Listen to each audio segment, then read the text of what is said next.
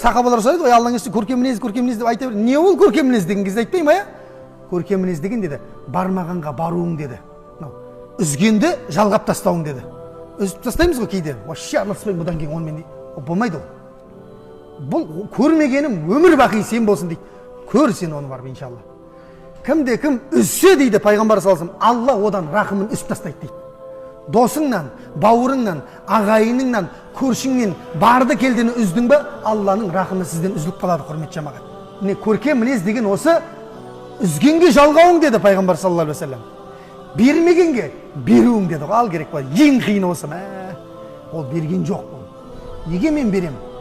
Бересің, өйткені пайғамбар берген солай. Мұсылмансың ба?